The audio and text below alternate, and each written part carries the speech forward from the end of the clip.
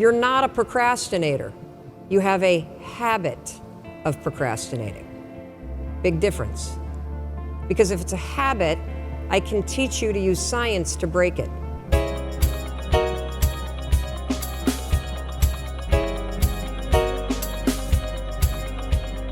So let's talk a little bit about procrastination. Who in here struggles with procrastination? Yeah, and the rest of you that aren't raising your hand are just procrastinating on doing it, aren't you? I know. You see, I always thought procrastination had to do with the thing I was procrastinating around, right? Like that procrastination has something to do with work. Believe it or not, procrastination has nothing to do with your work. Procrastination is a form of stress relief. Let me explain this.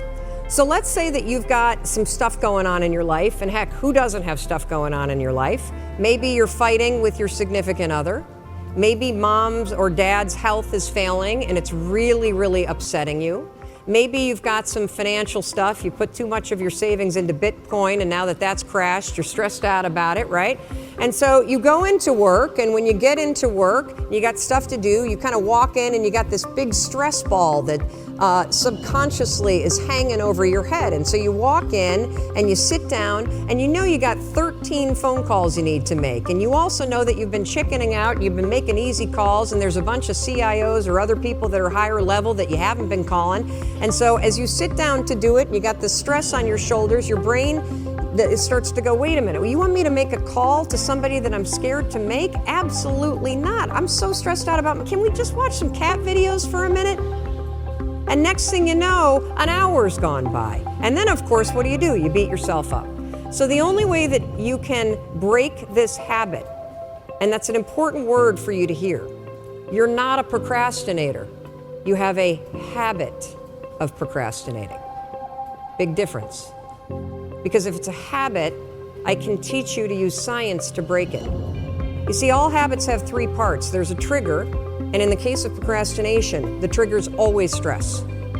Then there's a pattern you repeat, and in the case of procrastination, it is to avoid doing something. And then there's a reward. You get a little stress relief. The only way to break a habit, you guys, is not to deal with the triggers. You're never gonna get rid of the stress in your life, but you can 100% change your pattern of avoiding work. So next time that you're in a situation where you feel yourself hesitate, you spent way too much time checking out the highlights from last night's scores, what you're gonna do is you're gonna go, oh, I must be stressed out about something.